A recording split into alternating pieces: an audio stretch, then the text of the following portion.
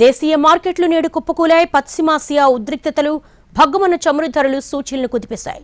ఫలితంగా ఇవాల్టి ట్రేడింగ్ లో సెన్సెక్స్ 1000 పాయింట్లకు పైగా పతనమవ్వగా నిఫ్టీ 25,000 మార్కును కోల్పోయింది. యుద్ధ భయాలతో సోమవారం ట్రేడింగ్ మొదలవగానే సూచీలు కుదిలయ్యాయి. కిందటి సెషన్ ముగింపుతో పోలిస్తే సెన్సెక్స్ దాదాపు 2,700 పాయింట్లు పతనమై 78,543 వద్ద ప్రారంభమైంది. ఆ తర్వాత సూచీ కాస్త కోలుకున్నప్పటికీ నష్టాల నుంచి బయటపడలేకపోయింది.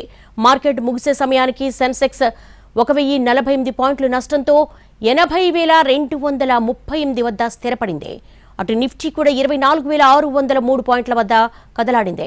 చివరకు 312 పాయింట్లు కుంగి 24,865 వద్ద ముగిసింది. డాలర్తో రూపాయి మారకపు విలువ 44 పైసలు క్షీణించి 91గా స్థిరపడింది.